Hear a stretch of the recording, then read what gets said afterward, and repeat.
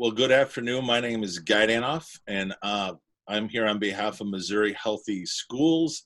And today we are joined with Dr. Ashley Krause, who is the Associate Superintendent for Farmington R-7 School District. Ashley, as you know, back in November, we had a chance to catch up and do your very first interview as you were doing your talk on knowing your why, which was really set the foundation of how you in Farmington decided to integrate the WSCC model. And I want to kind of pick people up from where we left off. And that is, at that time, you happened to mention about knowing your why and how it really was the motto for setting the WSCC model into play. And I was wondering if you could kind of recap for everyone, why that was so pivotal to your guys' success in getting this thing launched. Absolutely. So I'm honored to be here and have this discussion. So in our district each year, probably like districts across the state of Missouri and across the nation, kind of set a theme and you set a foundation for what you're going to do for the year. And our theme kind of just fell into our laps where we started to question some of our strategic planning with MSIP 6 coming into play, and what are we doing foundationally as a team together. And it started to make us internally reflect. And with that internal reflection, we started to ask questions of why we do things. Why do we do this? Why do we do that? What's our purpose? And after some book studies, we determined that our theme that year was going to be Know Your Why. Right. And so we started off with the entire staff. So 500 people asking that question. What's your why? Find your why. Why are you here? What's your purpose? And in essence, when it led into other areas throughout the year, we don't lose that. We stay with it. And that's our foundational purpose throughout the year or theme. And when we got into some of the areas that we saw that needed improvement through self-reflection, we went back to that foundational question of know your why. And it tapped right into the WSCC model and just became natural. Well, I know one of the things you said back in November, I'm going to quote you now, you said, if you could ask any of our faculty or staff, and they would probably respond with this, so I should ask, is this still true today? You said, and I'll quote, it's all about our students, our community, and each other. And is that still resonating today? Yes. And we don't do everything perfect by all means. I need to make that statement. We're not perfect, but we do try to, in everything that we do, reflect on staff, student, parents, community, and even with some of the things that are currently happening in decision making, that has held firm. And going back to that and asking ourselves those questions each time we respond to something, that's foundationally been true. And one of the things you discussed again back in November that you said was very successful is you had what you called kitchen table talks. Yes. I was maybe thinking you might want to give some insight as to that, because that is quite a strategy. Yeah, so that kind of stemmed from my childhood, and my sister could probably tell you that none of us liked the time that mom would bring us to the kitchen table and she taught, we ended up calling it or naming it kitchen table talk time. Okay. And so we believe in this district that it is extremely beneficial for us as a team that when we sit together, whether it's across vertical alignment or whether it's just in a leadership team, sometimes it's essential that you have what we call kitchen table talk time, and you throw out those problems and you face them and you don't hide or shy away from them, and you acknowledge that, I think one of the slides that I used was, Houston, we have a problem. And with some of our departments, that's what we went back to. And we said, Houston, we have a problem. And we had some kitchen table talk time about what we believed those problems were in curriculum and instruction is how it began. And through that process is where you started to see the silos turning into the building of togetherness, working together, solving problems together, everyone feeling valued in this process, right? Yeah, so ultimately, it started with physical education, and it started with health educators and physical education professionals that said, we don't feel valued, and we started to recognize, hold on, do we have the engagement that we think we need? And as we, and some of those conversations were brutal, and again, we were very honest, and I didn't think it was you know, if you go back to those staff members, they'll say it was a catch-22 because we didn't feel valued and we didn't feel as if we were treated at that professional level. We weren't perhaps producing what we should have, and we could have stepped it up. And if we have someone that'll work with us and we bond as a team, we can get those things done. So essentially, that's how we were introduced, actually through National Shape and starting to dig into some things. We saw the WISC model. And it was a huge aha moment with curriculum and instruction, when in actuality it was so much deeper than curriculum and instruction. That was just the surface, superficial pieces of it. And then the WISC model just started to make sense with the other issues that we were having that community members had brought to us at the kitchen table at the time. And you know, I can mention those later on, but some of those problems were, you know, substance abuse with teens and adolescents. We had a community problem. We had a school problem. Right.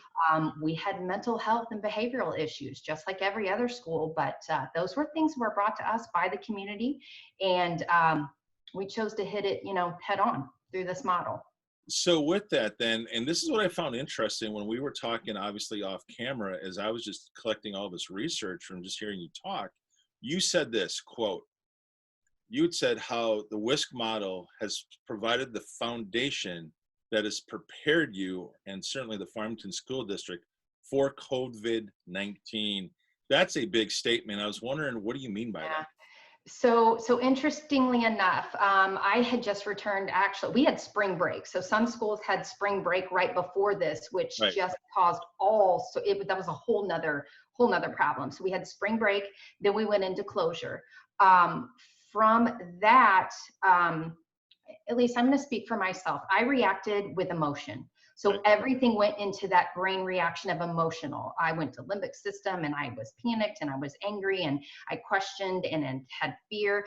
And until I was able to settle down and relax a little bit, then because we had that WISC structure, and I fully believe this, because we had this structure in place with the components, it allowed me, once settled down, to go back to the structure and the basics of, wait a second, we have these structures set up.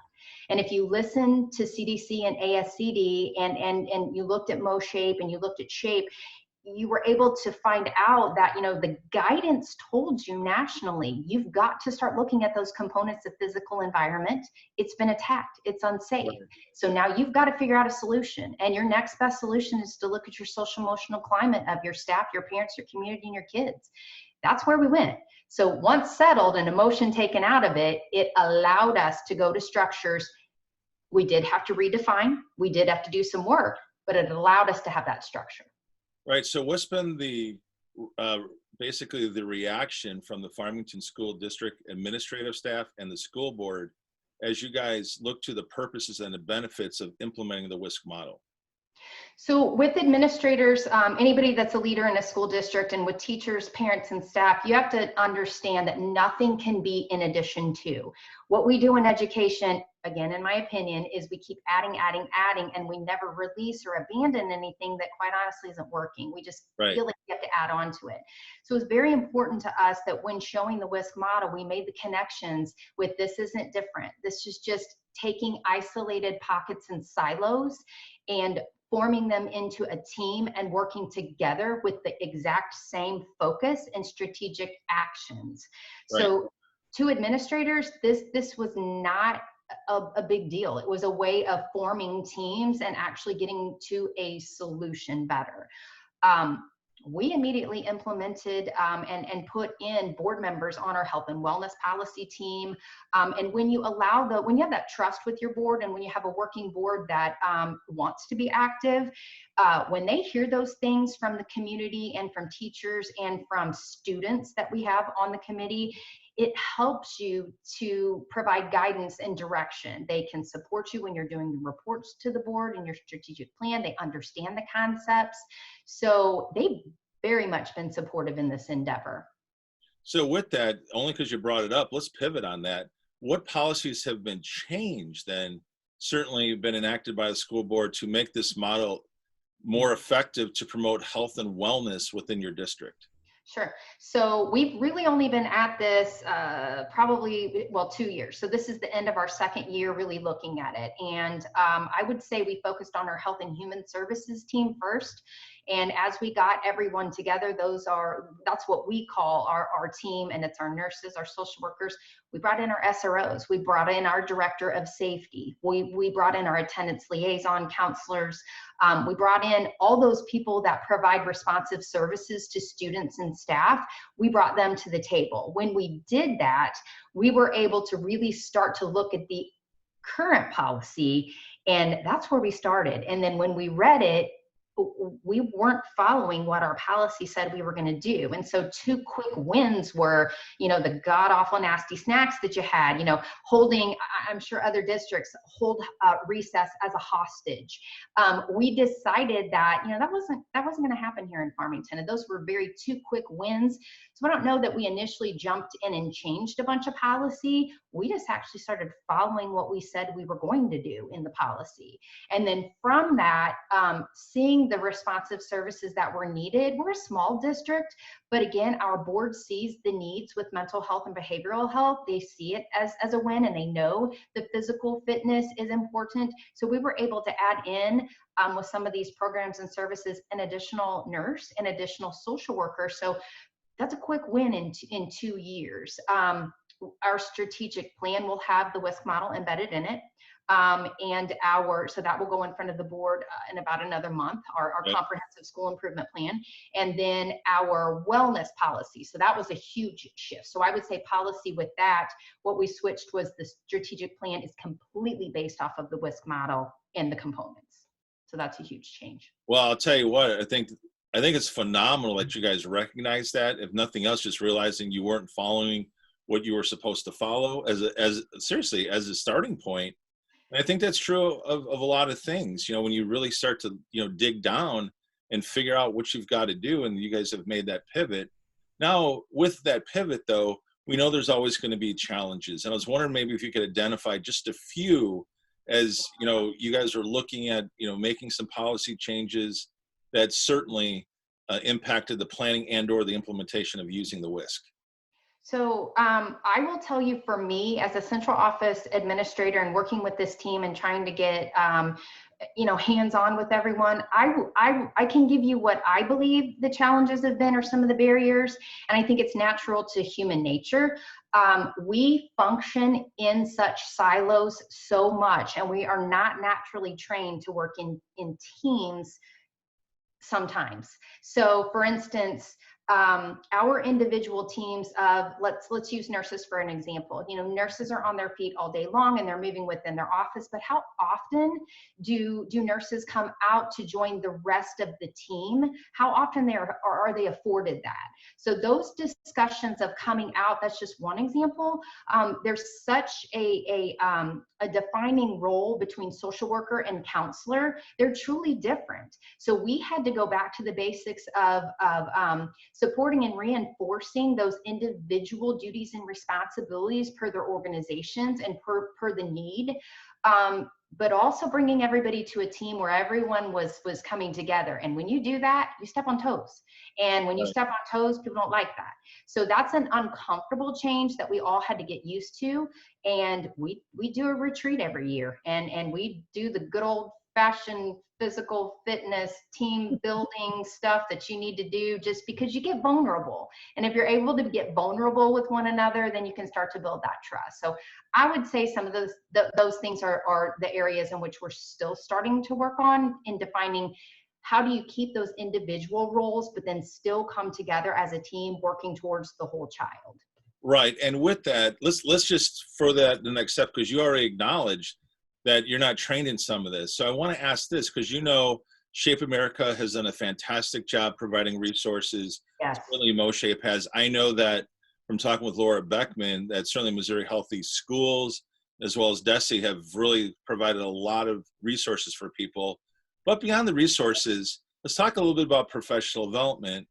I know you probably would say you agree that we need more, but what might that more look like in your opinion?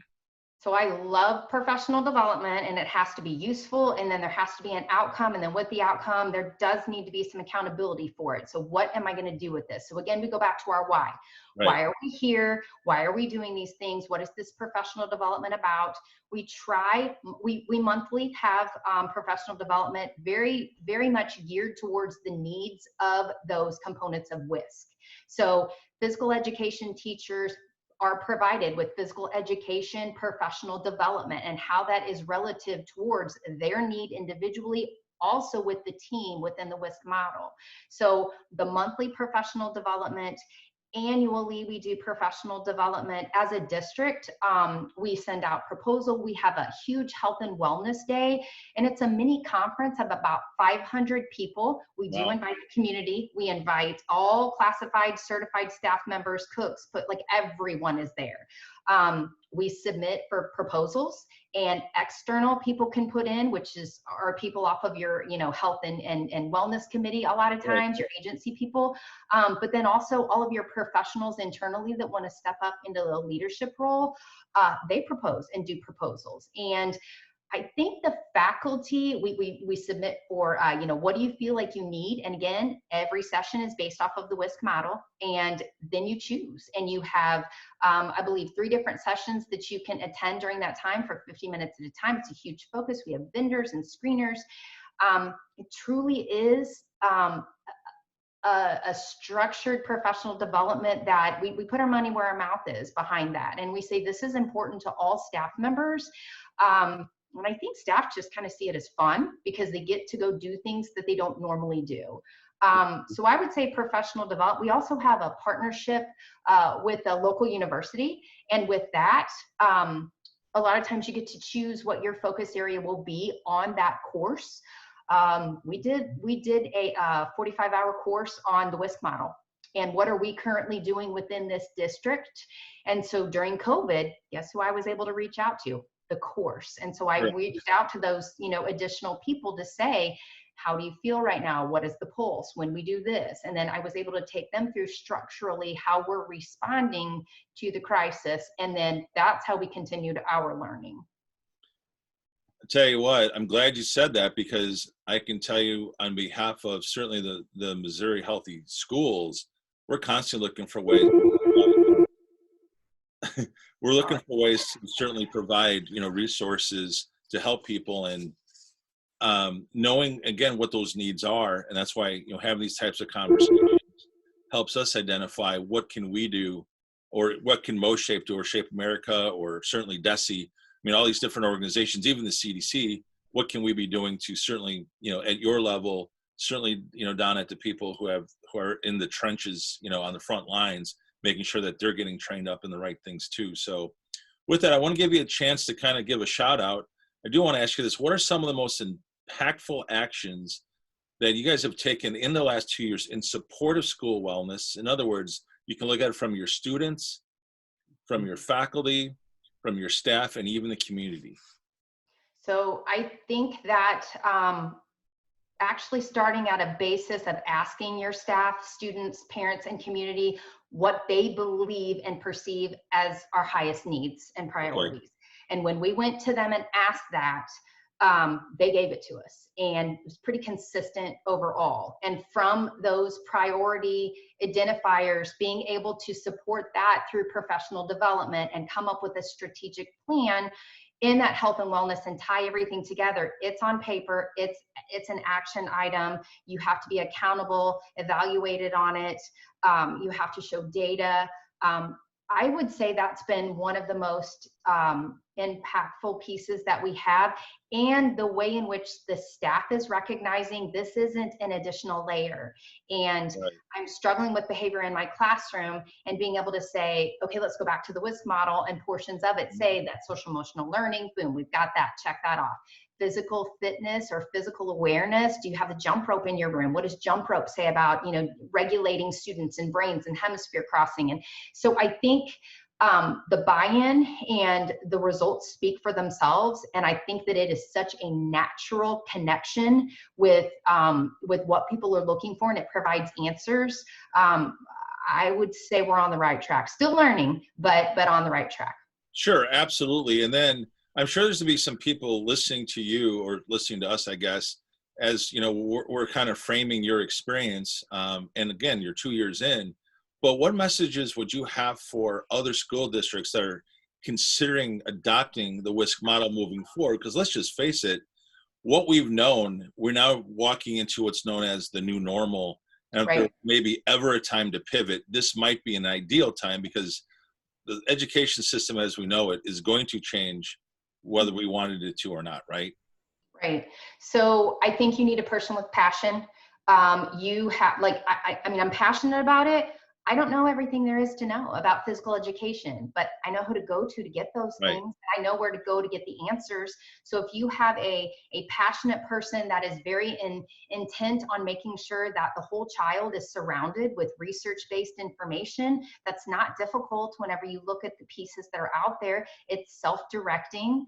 And you're able to bring those people in, and you're able to listen to some of those problem areas. And quite honestly, if you've got somebody that's ready to have some kitchen table talk when it's time, but then also receive that kitchen table talk whenever it needs to come back, it has to be reciprocal.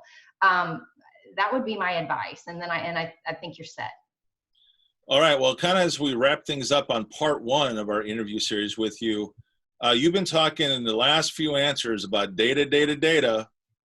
And anyone who knows my background in social media marketing, I am I don't know, a freak, if you would, with data and data driving decisions. Certainly I write about it in the textbooks um, about the importance of data driving decisions. And I'm just curious, as people are listening, what data actually specifically are you now incorporating as you start to consider re-entry back into school come this fall?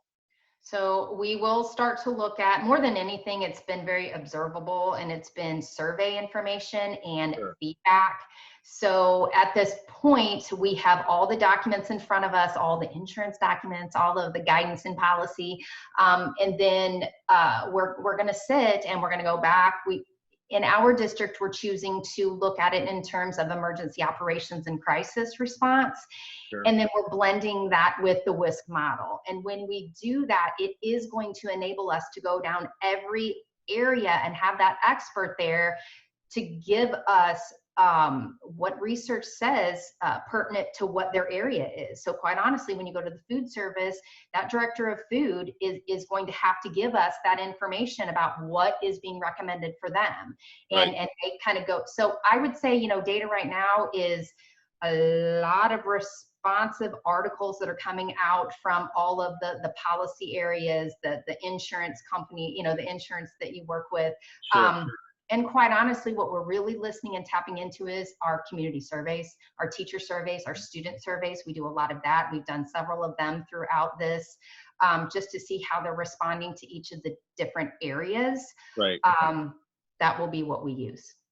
Well, I want to let our viewers know that next week we're going to dive deeper into that. I know we're going to talk about some of the other data that you have collected that obviously has certainly been having an impact in you guys moving forward.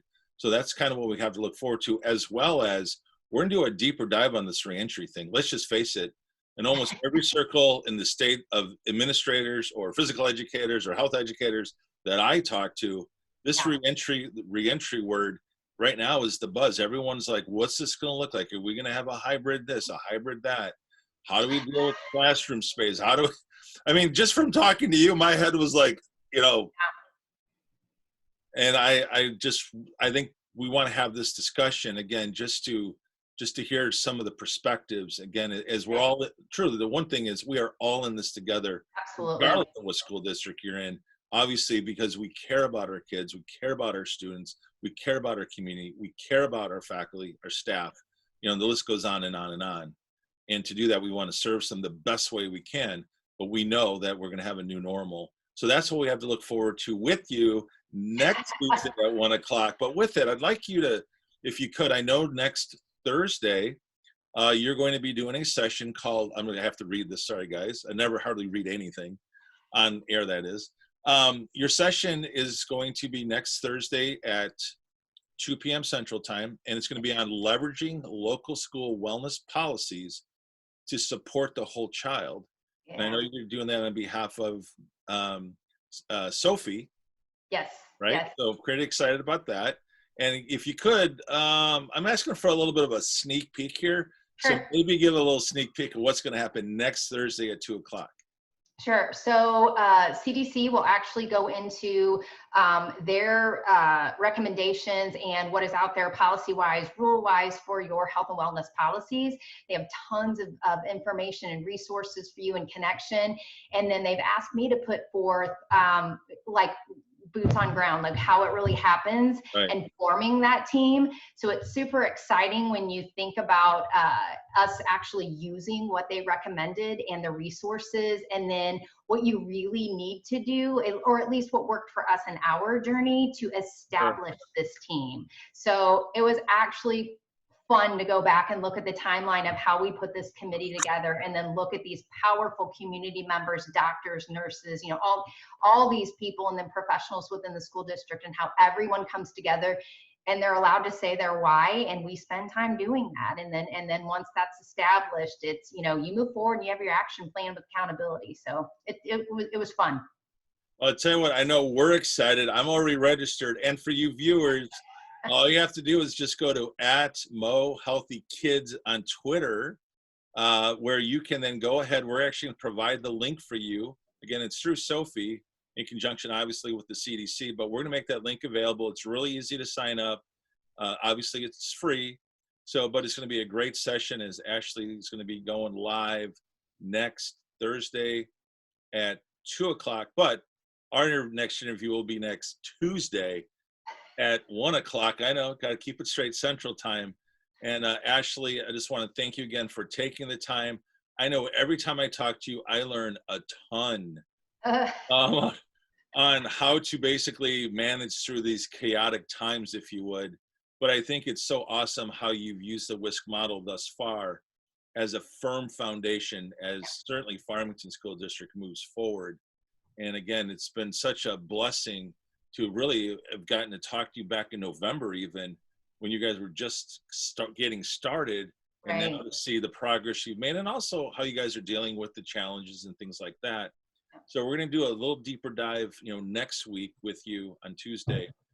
So with that, for Dr. Ashley Krause, I am Guy Danhoff. We want to thank you guys for watching this special edition right here at Missouri Healthy Schools. We'll see you guys on our next broadcast on Tuesday at 1 o'clock, right back here with Dr. Krause. Thank you.